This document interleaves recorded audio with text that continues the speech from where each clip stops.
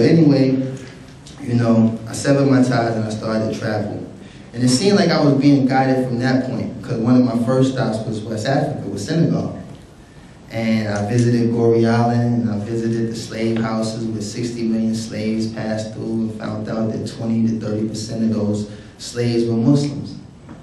And then there's a story about how they were very rebellious, how they would not bow to a man, they would not accept these type of things, and you're saying, wow, so only the Muslim ones was like that? The rest of them folded? Like, yeah, the Muslims, they were sharp food, they wasn't trying to do with all that.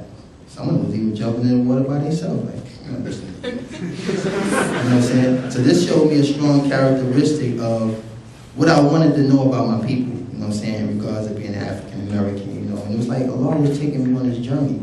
And then I would travel through certain places in Dakar.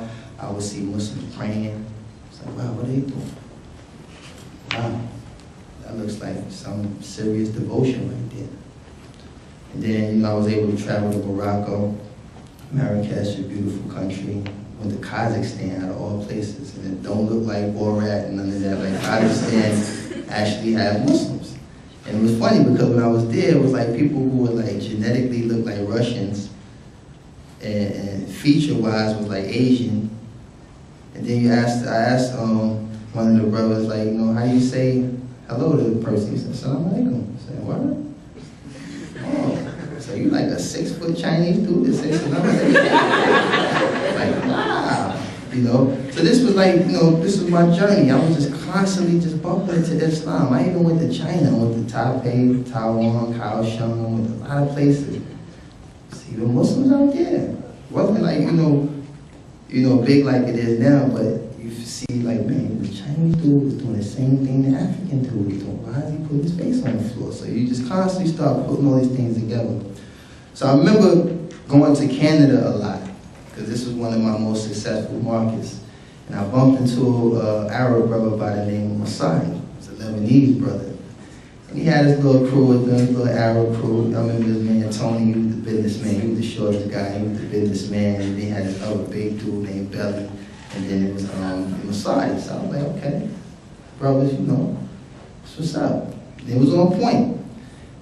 And they wanted to do a song with me. So at the time, you know, I was independent, so I really had more love in my heart, because like working with Puff, you know, trying to do songs with artists that were starting out was difficult, because this guy, you know, he had this favoritism thing, and he wouldn't clear certain songs. If he did a song with Joe Blow, it gotta be Mariah, it gotta be somebody of this magnitude.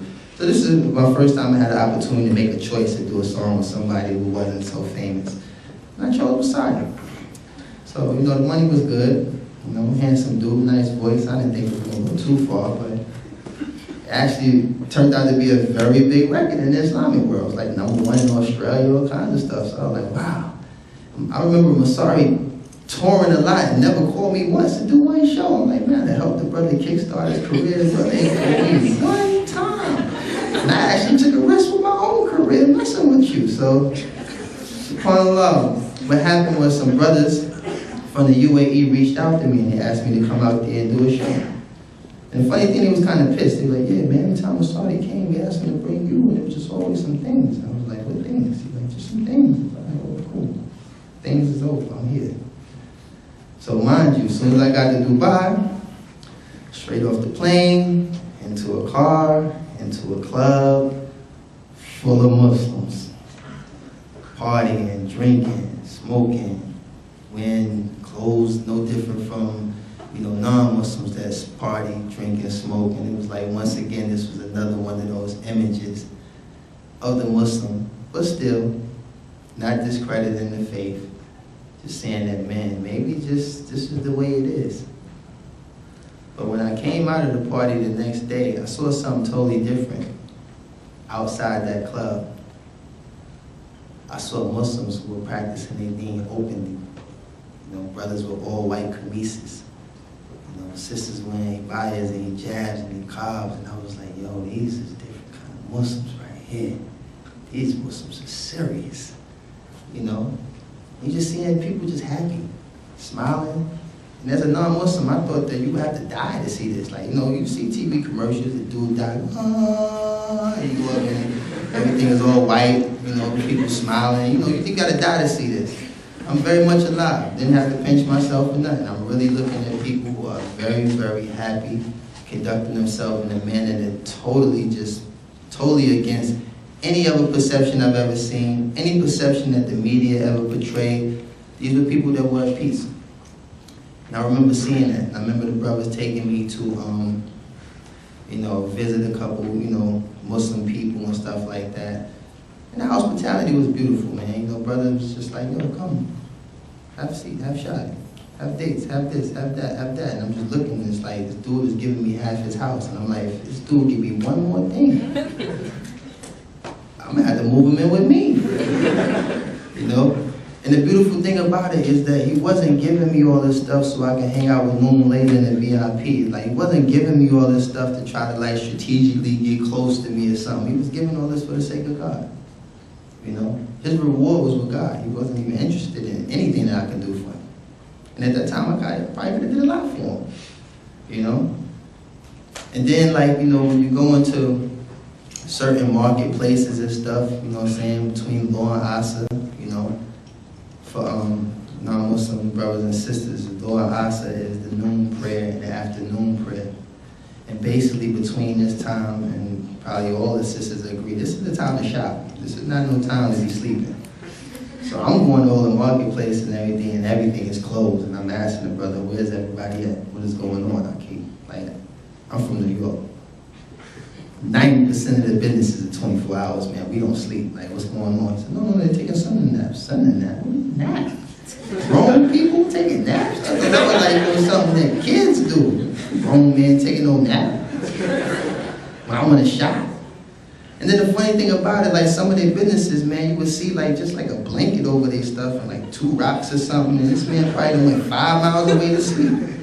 And you seeing this and you like, man, if I'd bought some more dudes from New York, man, we could have just robbed this whole joint. You know, like, you know, you get a rock, you know, you grab the blanket, man, we out of here.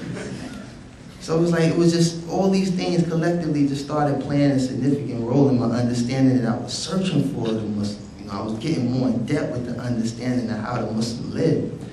And then one thing that really changed me is when I heard the Adhan. Now, I'm a person that used to spend, once again, non-Muslim brothers and sisters, the Adhan is the call to prayer. I'm pretty sure y'all familiar, y'all see the brothers and sisters praying over there, right? So I ain't speaking in tongues. So yeah, like me, I was a person that was spending like maybe 17 hours a day trying to make music to make you move. When the Adhan was being called, everybody was stopping. You hear people breathing, you hear the look from your jacket, everything, like it was just quiet. I was like, what is going on? What is that sound? What is he saying? You know?